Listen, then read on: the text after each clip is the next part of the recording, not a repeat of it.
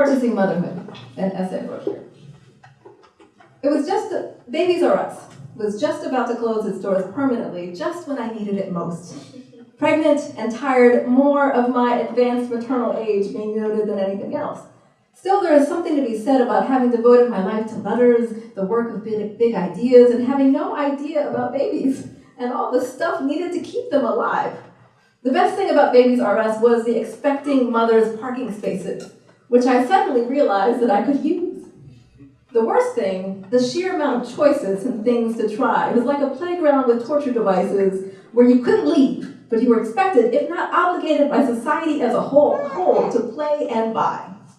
I just wanted a checklist to fill out, an app even, that allowed me to click some buttons and then find out the top 3 for me to check out. Then I wanted to go to the store, find an attendant waiting who would give me information about the strollers, show me how they work with all their best features, maybe with some good conversation in there, and then we would walk out with a stroller to glory. Instead, I got my hilariously sarcastic husband and me using YouTube to figure out how these strollers work, and he has multiple engineering degrees, no helper, and an aching arm that made me think I need to lift strollers instead of weights in preparation for my baby. Most of my purchases in the end were through Amazon for convenience sake. Of course, this was before the KKK onesies started being a popular item offered on Amazon. Totally true. Easy is never politic free. Before that recent study, Amazon was not only my bookseller, and books are totally a part of my maternity journey, it was my baby stuff dealer. After reading all of the random best of lists available on Google for the best carrier, best pacifier, best bottle, best snot remover, because there are best snot removers. Because being old and a scholar means I research things, I would go to Amazon and add whatever item to my baby registry list on babylist.com in the hope that one of my amazing friends and family would have pity on my purchasing insanity and buy it for me.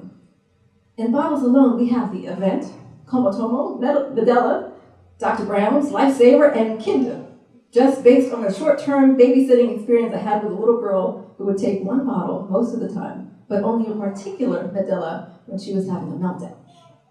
I am trying to avoid baby meltdowns by having a personal financial meltdown in purchasing motherhood. That's what I admit is happening. If I find just the right items, then this mothering thing will be easy. Pop, and the baby is out, and he will be the calmest baby ever with just the right sound machine. And he will sleep through the night in the perfect premier swiveling bassinet in a room with lovely chiffon printed gray blackout curtains that blend into the walls.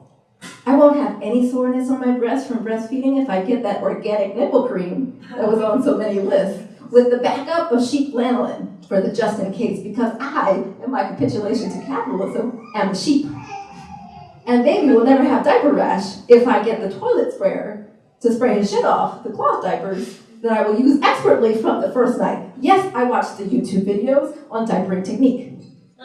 Even if he does not get a diaper rash, even if he does get diaper rash, I have zinc oxide and butt paste, because butt paste is a thing, to spread with a baby butt spatula, because they exist, so that he will not be uncomfortable for long and can return to the busy work of sleeping and growing his properly financially cushioned brain.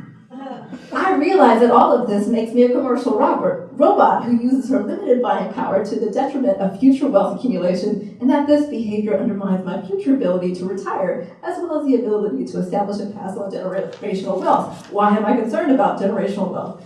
Because I am an academic whose wallet is an extension of her brain, which has been brainwashed by the capitalist machine. The stuff is easy, and politically entrenched, and conflicted, and it is just stuff. I still have to figure out how to mother. I'm waiting on a baby to teach me. Babies R Us is now closed. Okay.